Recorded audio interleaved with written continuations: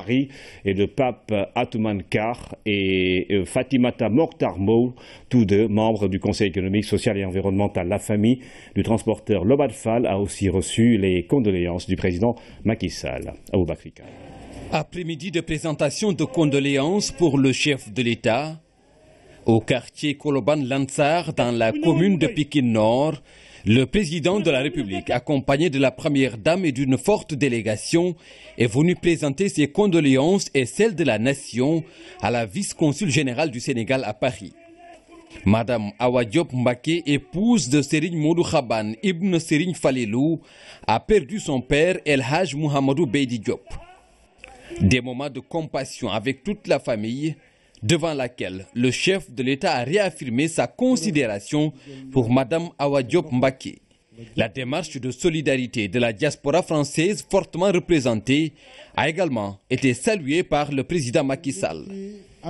Au nom de la famille, Samba Diop, frère du défunt, est largement revenu sur le soutien du chef de l'État tout au long de l'hospitalisation du défunt et l'acheminement de la dépouille par avion sur Podor pour l'en remercier et témoigner leur reconnaissance.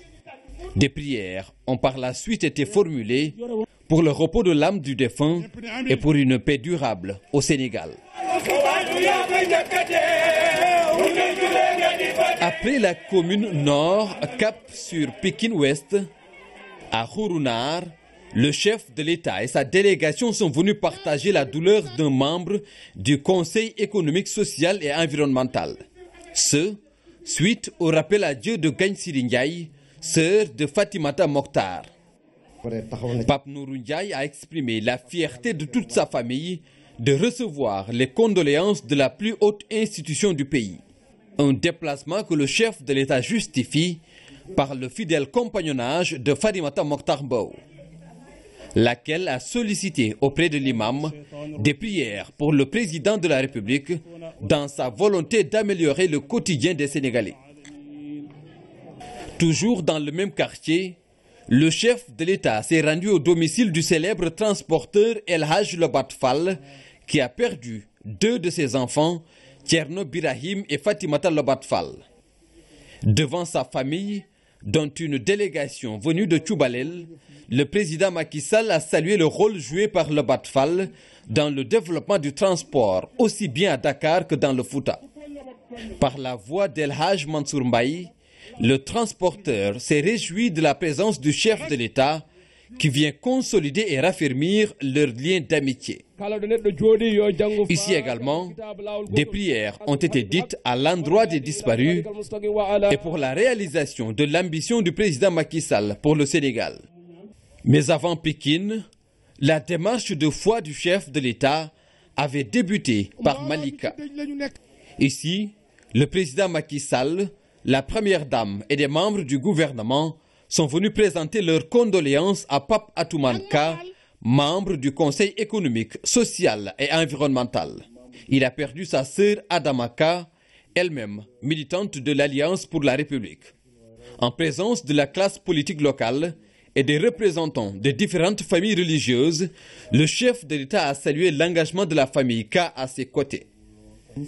Au nom de celle-ci, Ibrahima Ka a loué les qualités de Pape Atoumane Kar, un homme ouvert et accessible, défenseur infatigable de la cause du parti. Et la présence du président Macky Sall en ces moments vient consolider, selon l'imam, les liens de cohabitation. Il a ensuite formulé des prières pour la défunte Adama Kar, prières aussi pour un bon hivernage et une paix durable. Scrutin du 4 septembre prochain. Hier, c'était la clôture des dépôts de candidature pour le Haut Conseil des collectivités territoriales. C'était ce 14 août à 0h à la Direction générale des élections. 38 listes ont été enregistrées et le processus s'est déroulé normalement. Tierno Amadouci. 22h, Direction générale des élections. À la salle de conférence, une grande affluence. Dans 2 heures, l'enregistrement des candidatures pour le Haut Conseil des collectivités territoriales sera clôturé. Dans le couloir, des groupes qui attendent leur tour et de nouvelles listes qui arrivent. Il est 23h40. Il fallait prendre quand même le temps de bien recevoir les dossiers de candidature qui viennent de 44 départements du Sénégal. Vous savez que ce n'est pas évident, donc il fallait assister les camarades donc, à faire acheminer leurs dossiers, faire les rectificatifs, les arbitrages, mais également remplir donc, tous ces dossiers. Voilà, donc c'est ce qui fait que nous arrivons vraiment chargés. Ici, les arrivées et les sorties se succèdent. C'est le cas de cette coalition qui vient de finir avec la commission de réception. On a déposé dans la sérénité, dans la tranquillité. Et heureusement pour nous, nous n'avons aucun dossier qui a été rejeté pour le moment. Et tout a été bien fait. À présent, l'horloge entre en jeu. À cette heure, aucune liste ne sera reçue. La commission de réception des candidatures travaille uniquement avec les partis politiques, les coalitions de partis ou les listes indépendantes dans la salle. Avant minuit, en tout cas, tous les mandataires des listes étaient présents dans nos locaux pour procéder au dépôt. Donc on n'a pas connu de retard par rapport à ça. Et au dernier pointage, nous avons donc pu enregistrer 38 dépôts constitués par 5 coalitions de partis, 16 entités regroupant des personnes indépendantes et 17 partis politiques. À 2h00, l'heure du bilan arrive. Il est satisfaisant. Les travaux se sont déroulés dans une grande convivialité. Dans la sérénité, dans la convivialité, mais dans le respect des normes également. Chacun a fait preuve de responsabilité et de sérénité. Voilà. Fini la phase dépôt de candidature pour le Haut Conseil des collectivités territoriales. Partis politiques, coalitions de partis et listes indépendantes attendent un autre rendez-vous. C'est le jour du scrutin prévu le dimanche 4 septembre 2016. En Institut supérieur d'enseignement professionnel et en espace numérique pour la région de Matam, le chantier est en cours. En visite sur les lieux, le ministre de l'Enseignement supérieur a jugé nécessaire de changer le site devant abriter l'ISEP. Plus de précisions avec Oumou Kalsomsal. Sur le site en chantier de l'espace numérique ouvert de Ourossogui, le ministre de l'Enseignement supérieur s'est félicité de la reprise des travaux après une interruption due à un problème technique. Quant à l'Institut supérieur d'enseignement professionnel ISEP, qui sera construit dans la commune de Matam, il faudra identifier un autre site. Et après des exposés très riches et très approfondis, nous sommes arrivés à la conclusion que pour la construction des bâtiments administratifs et pédagogiques, ces 2 terrains n'étaient pas appropriés et qu'il ne fallait pas prendre de risques. Je lance un appel aux autorités locales en rapport avec monsieur le gouverneur et monsieur le préfet de nous faciliter les choses pour que très rapidement, en tout cas avant qu'on ne sorte du mois d'août, qu'un nouveau site soit trouvé et que le chantier puisse démarrer. Les 2 instituts vont coûter plus de 5 milliards de francs CFA, un financement déjà bouclé. L'objectif de l'État est de respecter l'équilibre territorial dans la mise en œuvre de la carte universitaire, tout en mettant l'accent sur les filières scientifiques et techniques. C'est le président de la République, son Excellence M. Macky Sall, qui, lors du conseil présidentiel tenu le 14 août 2013, a pris 11 décisions, dont la première qui est la réorientation de notre enseignement supérieur vers les sciences, les technologies, les sciences de l'ingénieur et les formations professionnelles courtes.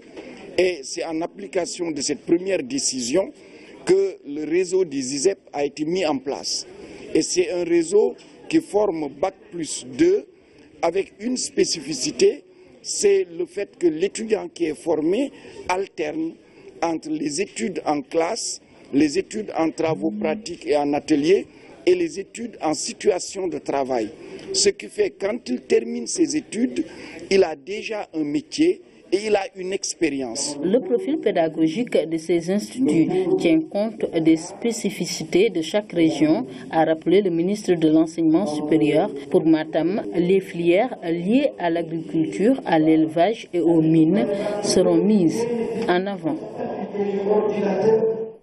Restons à matin dans le département de Kanel à Wendo Bosséaové, un village où les femmes gagnent bien leur vie grâce à la ferme qui a été construite depuis 2004 grâce à l'aide de Harounadia. Aujourd'hui, ces femmes tirent des revenus importants des activités qu'elles y mènent. Ibrahim Andong. Elle est synonyme d'une ascension sociale, la ferme agricole des femmes de Wendo Bosséavé. Nous sommes dans la commune d'Orkadjéré, dans le département de Kanel. Ici, près de 1000 femmes y gagnent leur vie grâce aux différentes spéculations cultivées sur place. C'est par rapport aux saisons. Nous cultivons des oignons, des légumes, toutes sortes de légumes, des aubergines, du citron, tomates, salades, même les autres légumes, concombres, il y a tout ici. Tout ce qu'une famille peut consommer, on le cultive ici. Ça contribue vraiment à la lutte contre la malnutrition et aussi au bien-être de nos mamans, de nos parents. 25 groupements féminins occupent les espaces cultivables. Les femmes parviennent bien à entretenir leur famille grâce à leurs revenus. En termes de revenus, les femmes ici, nous récoltons ici vraiment, nous sommes entre 150 ou 200 ou plus, ça dépend de notre superficie qu'on cultive. Ça dépend des superficies qu'on cultive. Tout a commencé en 2004 avec la vision d'un homme, Harounadia. Aujourd'hui, 12 hectares sont exploités par des femmes. Nous avons aidé les femmes à mettre ce projet-là sur pied et aujourd'hui, il fait la fierté du village. Pourquoi? Parce que les femmes arrivent à s'en sortir, les enfants arrivent à aller à l'école, donc les femmes arrivent à subvenir à leurs besoins familiaux, ce qui engendre également des avancées dans le développement économique et social. Dans ce village, il n'y a pas que les femmes qui s'activent dans le maraîchage. 20 hectares sont aussi aménagés au profit des jeunes. Ce n'était pas aussi lourd au départ, mais c'est des investissements en fait séquentiels. Au début, environ ici, c'est autour au début, quand on commençait ici, c'est autour de 30 millions. Et progressivement, ça monte, ça monte. Chez les hommes aussi, bon, après le forage, le grillage, bon, progressivement, ça a monté autour de 100 millions. Donc, ce n'est pas des investissements trop lourds. L'État peut faire beaucoup plus que ça. Mais c'est l'encadrement là qui pose quelque part qui fait défaut. Un investissement 100% privé, un modèle qui a séduit plus d'un. Demander aux privés sénégalais qui ont les moyens de prendre exemple sur ce modèle-là. Non seulement ça aide la population, mais je pense que aussi c'est rentable. Et c'est ce partenariat-là que nous voulons demander aux privés sénégalais. Inciter les jeunes vers l'agriculture, mais créer des conditions. Mais ce n'est pas seulement l'État qui doit créer les conditions. Je pense que quand on est ressortissant d'une communauté, et que Dieu vous ait donné les possibilités de contribuer dans le développement de sa localité, ceci est un exemple. Au total, 32 hectares sont exploités et pourtant les autorités n'excluent pas une extension de la ferme. Objectif, lutter d'une manière efficace contre le sous-emploi, mais aussi et surtout fixer les jeunes dans leur terroir. Le ministre de l'Environnement a présidé à Santac, dans le département de Bignona, la journée de l'arbre. L'initiative est de l'association Carambé Nord, qui a organisé un reboisement en faveur de l'acacia mellifera. D'ici 2019, elle ambitionne de mettre en place plus de 2 millions de plants. Il s'agit entre autres de lutter contre la déforestation et créer des activités régénératrices de revenus pour les populations des Kalounaï. Le parrain de cette édition est le coordonnateur du programme des domaines agricoles communautaires, Jean-Pierre Senghor. Kaltomguer, reportage. La célébration de la journée de l'arbre se prolonge dans les Kalounaï, plus précisément à Santac, dans la commune de Honk. Dans cette localité, la protection de la forêt est une affaire de tous. Des arbres sont plantés et d'ici 2 ans, ils vont servir de clôture à ce périmètre maraîcher. L'initiative est de l'association Carambé Nord. Objectif, 2 millions de plants d'ici 2019. Ceci permettra à terme, d'ici 3 ou 4 ans, aux populations d'avoir suffisamment de revenus pour laisser la forêt tranquille et aussi continuer à faire ces actions de reboisement dans la forêt.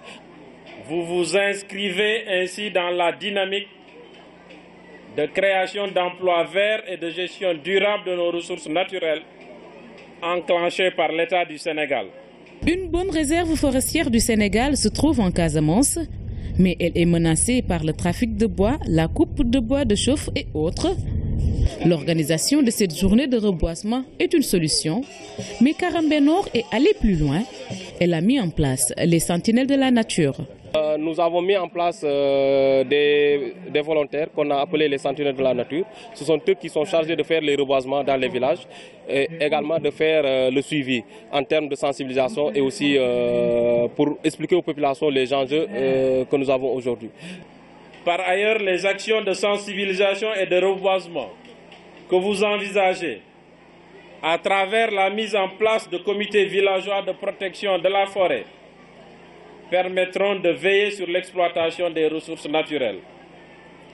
Nous sommes donc séduits par votre démarche de mobiliser des volontaires appelés les sentinelles de la nature. Témoigne encore une fois de votre engagement et de votre prise de conscience sur la dégradation de l'environnement. L'entrepreneuriat agricole pour mieux préserver nos forêts est le thème de cette journée de l'arbre de Santak. Le parrain salue cette initiative. Notre richesse, c'est notre terre. Notre richesse, c'est la forêt que nous avons.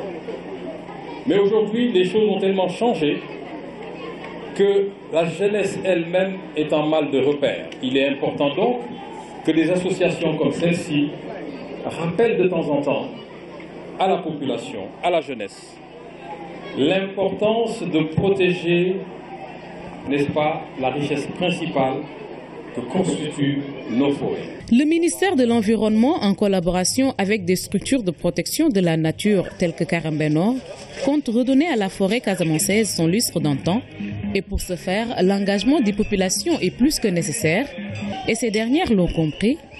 À Santak, l'adhésion est totale et est manifestée par ces démonstrations de la culture locale.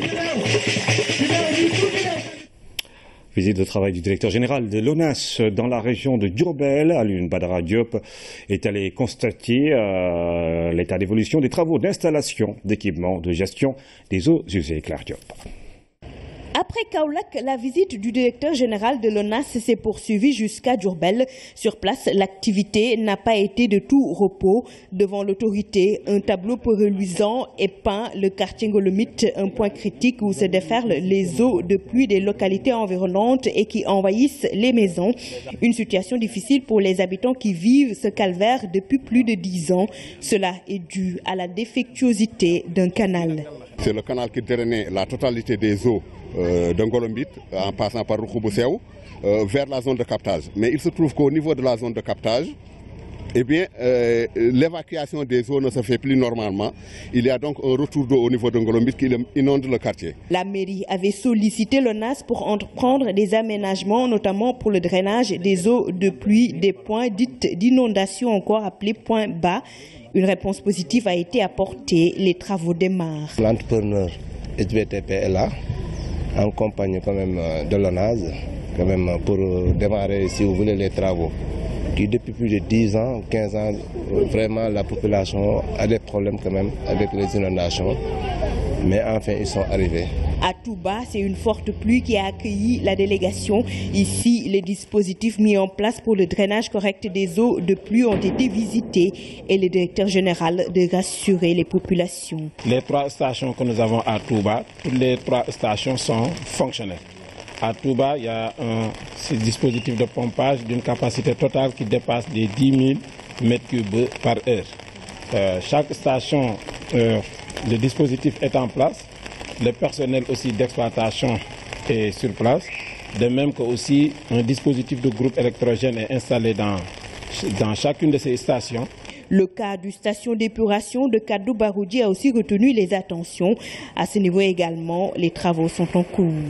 C'est une station de traitement de boue de vidange d'une capacité de 400 m3 jour. Donc avec celle de Mbaké, ils font partie des stations de traitement les plus importantes du Sénégal.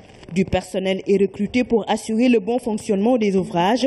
À Touba, le plan directeur d'assainissement est en cours de validation. Devant l'urgence, plus de 10 milliards ont été injectés dans la lutte contre les inondations. Pour les eaux usées, un projet de l'ONAS d'un montant de 6 milliards de nos francs est prévu dans cette cité religieuse de Khadimou Rassoul. Santé, il existe un règlement sanitaire international adopté depuis 2005 par l'OMS. C'est un instrument juridique permettant de prévenir et d'empêcher autant que possible la propagation des maladies transmissibles. Le Sénégal, signataire de ce règlement, est dans le processus d'évaluation de ses performances et des points à améliorer sur un tableau de près de 50 indicateurs. Les détails avec Oumar Tchaoua. Comment prévenir la propagation internationale des maladies? Il est possible d'en limiter l'étendue, de s'en protéger même par une action de santé publique coordonnée, proportionnée et limitée aux risques supposés par le règlement sanitaire international RSI. C'est un instrument juridique qui a force de loi pour les 194 pays membres de l'OMS signataires de ce règlement sanitaire international qui a été adopté par l'OMS depuis 2005. D'une certaine façon, il n'existe plus de frontières hermétiques, surtout pas pour les agents pathogènes. Ce qu'il faut, c'est se doter d'un système d'alerte et d'un règlement harmonisé. C'est un instrument sur lequel nous, on travaille au Sénégal dans le cadre de ce qu'on appelle la surveillance intégrée de la maladie et de la riposte pour faire face aux urgences sanitaires de portée internationale. Il y a 19 domaines d'action et 46 indicateurs. Le Sénégal s'est lancé dans l'auto-évaluation des indicateurs. Il faut que les pays se mettent aux normes en essayant de faire une auto-évaluation d'abord pour voir leur gap, les points à combler, notamment les points à renforcer, en s'appuyant sur leurs ressources pour faire face à tout ce qui menace la sécurité sanitaire des personnes et des biens. La santé étant un secteur transversal, il va sans dire que d'autres segments très larges des services étatiques ont pris une part active à ce travail. Un ensemble de ministères qui tous, en faisant une activité et une synergie, concourent à la préservation ou à la conservation de la santé des populations. Parce qu'aujourd'hui, on s'est rendu compte que la santé ne relève pas seulement de notre seul secteur. Les urgences sanitaires internationales sont de plus en plus fréquentes. Les plus redoutables sont celles portées par des germes pathogènes mal connus. En adoptant le règlement sanitaire international, chaque pays se met un peu plus à l'abri et c'est le monde entier qui y gagne. Et puis le directeur général de l'Agence Couverture Maladie Universelle a procédé hier à l'installation officielle de l'Union départementale des mutuelles de santé du département de Podor. La structure va polariser l'ensemble des organisations fédérées afin de renforcer les moyens et offrir des soins médicaux à des populations pour l'essentiel en marge du système existant. Lamine Touré. Le département de Podor, c'est 47% de la population de la région de Saint-Louis. L'enjeu de la couverture maladie universelle est ici une question qui ne laisse personne indifférente. Pour preuve, le processus de mutualisation touche toutes les 25 communes de cette circonscription administrative. Quand il a fallu le chapeauter au niveau départemental, l'intérêt général a prévalu. C'est vraiment l'exemple d'un département où il y a eu une mobilisation extraordinaire pour mettre en place des mutuelles de santé. C'était un travail colossal.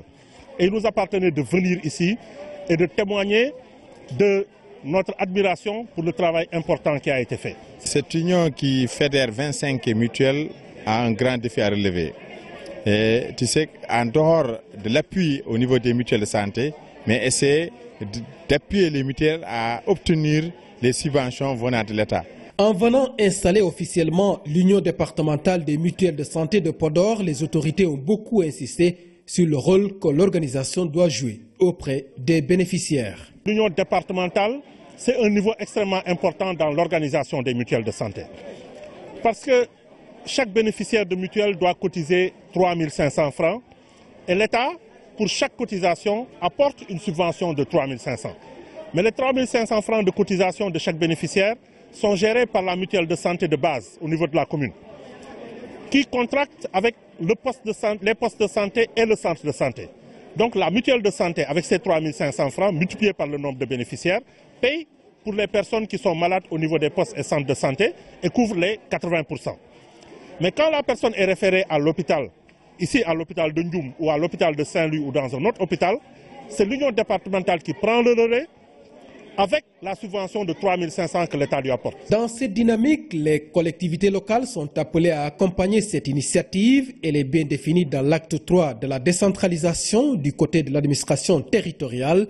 Des efforts importants ont été réalisés à la base. On a toujours été dans le processus de la mise en œuvre à côté des techniciens, des formateurs et toute bonne volonté qui s'est ajoutée là-dedans. Parce que nous savons que ça, c'est une politique de chef de l'État qui a un avantage particulier. J'en veux pour preuve seulement la couverture de la dialyse. Conformément aux directives du chef de l'État, 75% de la population cible doit être enrôlée dans le système d'ici fin 2017.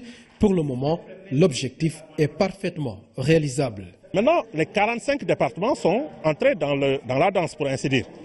Ça veut dire que, Inch'Allah, d'ici 3 ou 4 mois, on pourra faire le point pour savoir combien de bénéficiaires nous avons à Podor, combien de bénéficiaires nous avons à Salémata, combien de bénéficiaires nous avons à Dakar, Pikine et Guédiawaye, parce que je rappelle que Dakar, Pikine et Guédiawaye n'étaient pas dans le dispositif, alors que ce sont des départements peuplés. À partir de ce moment, nous pourrons voir combien de bénéficiaires se sont ajoutés aux 600 000 qui sont déjà dans les zones pilotes. Inch'Allah, je pense qu'en fin 2017, nous allons même dépasser les 80%. Les 300 000 ménages bénéficiaires de la bourse de sécurité familiale sont également éligibles au programme de la couverture maladie universelle, ce qui fera 2 400 000 personnes supplémentaires à prendre en charge. Bien-être des populations, notamment chez les femmes, un accent particulier sera mis sur la communication et la sensibilisation pour l'atteinte des objectifs en matière de la santé, de la reproduction et de la planification familiale. Après le succès qu'a connu le concept Badiénogor, voici les Nidia-Yogor. Ils ont été formés pour une meilleure sensibilisation sur ces questions. FHI et le ministère de la Femme, de la Famille et de l'Enfance mettent en œuvre un programme pour atteindre les taux qui ont été fixés à Bassawa. L'atteinte des objectifs en matière de santé doit être une lutte commune. Après le concept Badiénogor qui a fait ses preuves dans la sensibilisation pré- et néonatale, les Nidia-Yogor entrent dans la danse. Et c'est un processus qui va permettre à terme de renforcer la sensibilisation à la base. Le concept est identique à celui des Badiénogor. Nous avons comme mission d'évaluer, d'échanger, mais aussi de communiquer dans le domaine de la santé, de l'éducation, entre autres. Nous sommes aujourd'hui pour s'appuyer des expériences existantes dans le ministère avec les acteurs communautaires pour mieux comprendre ce qui entoure ce concept et pouvoir l'utiliser dans la promotion de la paix. FHI et le ministère de la Femme, de la Famille et de l'Enfance ont mis en œuvre le concept. Cet atelier est l'occasion de mieux outiller les APDC et les Nidia-Yogor avec l'élaboration du plan d'action sectoriel. Pour un changement de comportement, il faut véritablement les former. Ils doivent avoir les rudiments nécessaires sur la santé de la reproduction et la planification familiale, mais ils doivent aussi être des gens qui puissent communiquer. Parce que la communication aussi, c'est un art. Si la communication est mal faite, on ne pourra pas atteindre nos objectifs. C'est pourquoi, parmi les modules de formation qui sont retenus, il y aura des thématiques sur la communication. Nous avons pu augmenter le taux de prévalence de 8%. C'est dans le cadre de ce projet que USAID a demandé à FHI d'appuyer le développement d'une approche multisectorielle pour la planification familiale et qui va permettre au ministère de la Santé, en tout cas, de contribuer à l'atteinte de ces objectifs. La promotion de la santé, de la reproduction et la planification familiale à la base trouve un écho favorable pour l'atteinte des objectifs de 45% fixés par le ministère de la Santé et de l'Action sociale. La montée de la Vierge Marie au ciel, fêtée par les chrétiens de Ziguinchor devant des fidèles venus en masse à l'église. L'évêque de Ziguinchor, Monseigneur pour la Belle-Mamba, a rappelé le sens de l'Assomption pour tout fidèle chrétien. Moussa Mané. La Vierge Marie, modèle de foi et de charité, est ainsi fêtée solennellement par les chrétiens de Ziguinchor. Consacrée à la gloire, elle se présente sous les traits d'une femme exceptionnelle, fidèle dans sa foi, associée à l'œuvre du Christ. Elle est aussi signe d'espoir pour le bonheur des hommes sur terre. C'est ce modèle qui est proposé aujourd'hui. Pour la célébrer, nous devons contempler sa vie donnée au service du salut de l'humanité. en se mettant à la disposition de l'enfant qu'elle a mis au monde. Modèle pour tout fidèle chrétien, un disciple du Christ, stimulant tout croyant. La Vierge Marie a été proche de Dieu par sa foi servante, ce qui lui a préservé des forces du mal. Marie, que nous célébrons aujourd'hui, n'est pas une divinité. Elle est une femme de son temps, une croyante appartenant au peuple d'Israël, portant sa foi et son espérance à l'avènement d'un Messie qui viendrait sauver l'humanité. Et sur cette foi qu'est fondée sa vocation d'être servante du Seigneur.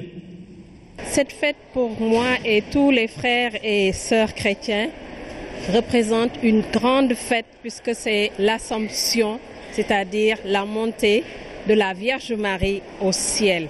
L'évêque nous a permis de vivre une sainte messe. Comme Marie, ces fidèles chrétiens ont donné leur oui à Dieu le jour de leur baptême. C'est ainsi qu'ils sont appelés à emboîter les pas de la Vierge pour avoir le salut éternel. L'actualité internationale sous forme de brèves illustrées nous mène au Pérou, en Turquie et en Zambie où Edgar Lungu a été réélu ce lundi à l'issue de l'élection présidentielle. Célina Lunfala. En Zambie, le président Edgar Lungu a été réélu ce lundi au premier tour de l'élection présidentielle avec 50,3% des suffrages et 100 000 voix d'avance sur l'opposant Hichilema. L'opposition a d'ores et déjà contesté les résultats de cette présidentielle. Pour la deuxième fois en 1 an et demi, Edgar Lungu remporte l'élection présidentielle. L'année passée, il avait été choisi pour terminer la mission de son prédécesseur, Michael Sata, décédé en cours de mandat. Cette fois-ci, Edgar Lungu remporte la présidentielle pour 5 ans. Au moins 9 personnes sont mortes et 40 ont été blessées dans un séisme de magnitude 5,2 qui a frappé le sud du Pérou. L'une des villes les plus touchées a été Yanque, commune rurale où les maisons sont construites de manière artisanale. Le Pérou est touché chaque année par une centaine de séismes en raison de sa situation géographique. Le dernier grand tremblement de terre enregistré en 2007 avait fait 595 morts. En Turquie, un attentat visant la police de Diyarbakır dans le sud-est du pays a fait au moins 3 morts. Parmi eux, 2 policiers turcs et un enfant. Cet attentat à la voiture piégée a été attribué à la rébellion du Parti travailleur du Kurdistan PKK, selon les responsables locaux. L'attaque, qui a également fait 25 blessés, dont 5 policiers, visait un poste de contrôle de police sur l'autoroute reliant Diyarbakır à Batman. Rio 2016 en athlétisme, Amadou Ndiaye ne fera pas mieux que Amadou Diaba. L'athlète sénégalais a terminé 6e de sa course aux 400 mètres et pour lui c'est un manque de compétition qui explique sa contre-performance. Toutefois, il se réjouit d'avoir réalisé un temps inférieur à 50 secondes. Abdoulaziz Bane. Dans cette course, Amadou Ndiaye a terminé à la 6e place sur les 8 qui ont pris part à cette série aux 400 mètres et l'athlète explique ce rang par un manque de compétition. Ça fait un mois que je n'ai pas fait de compétition.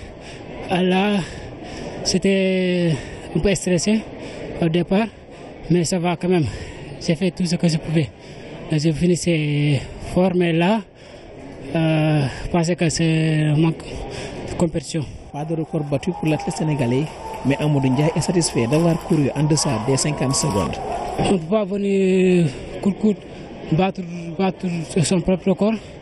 On essaie de battre notre record, mais finalement, on a fait 49,91. C'est bon, on est sous les 50 secondes. Je suis content et je remercie tout le monde. Amadou Ndiaye dit avoir acquis de l'expérience sur sa première participation aux Jeux Olympiques, une manière pour lui de bien préparer les autres compétitions. Athlétisme toujours, 2 événements ont marqué la journée d'hier. Aux 400 mètres, le Sud-Africain Wade van Niekerk bat le record du monde, alors que Usain Bolt a encore frappé fort. 3 médailles d'or consécutives dans les Jeux Olympiques aux 100 mètres. L'athlète jamaïcain reste toujours splendide. Il était 1h25 au bout de la nuit carioca. Une finale de 100 mètres attendue comme jamais. Comme d'habitude, le suspense est entier dans la tête des athlètes, incertitude et confiance en soi. L'Afrobasket et un titre à défendre se profilent à l'horizon. Justement, le coach Tafagay se dit satisfait de la prestation de ses joueuses, mais il y a encore du travail. Le Sénégal doit défendre son titre de champion d'Afrique en 2017. Le travail doit donc continuer et certaines choses sont à rectifier. Le voici au micro de nos envoyés spéciaux. À la place des tournois, c'est pendant la compétition qu'on apprend, qu'on découvre, qu'on réagisse, qu'on fait des constats et qu'on essaie de trouver des solutions. C'est là où c'est intéressant de faire beaucoup de compétitions. Quand je dirais c'est la compétition qui prépare la compétition, c'est de ça dont je parlais. C'est pendant les JO que nous voyons nos limites, que nous voyons les points sur lesquels il faut mettre l'accent, les combinaisons des joueuses, parce qu'on n'a pas eu l'occasion de le faire. Donc, vous avez chaque match, on change les combinaisons, le 5 partants, le 6e, 7e joueuse, pour voir un peu la réaction des filles. Est-ce que vous continuez de penser que l'équipe n'a pas le niveau des jeux après ce que vous avez vu et surtout après ce que vous avez dit là? Mais là, le niveau, c'est difficile de dire qu'on n'a pas le niveau parce que si on perd de 7 points contre la Serbie championne d'Europe, ça veut dire qu'on revient. On s'est beaucoup amélioré pendant le tournoi. Et ça qui est important. Je disais que ces JO doivent permettre à l'équipe de s'améliorer, de s'aguerrir. Et je vous prie de prendre mes mots au sérieux parce que nous allons vers un championnat d'Afrique extrêmement relevé en 2017. Je ne vais jamais me contenter de perdre contre la Serbie 7 points. Je vais remettre en question certaines choses qui n'ont pas beaucoup marché pendant le match. Donc à chaque match, il faut tirer les leçons.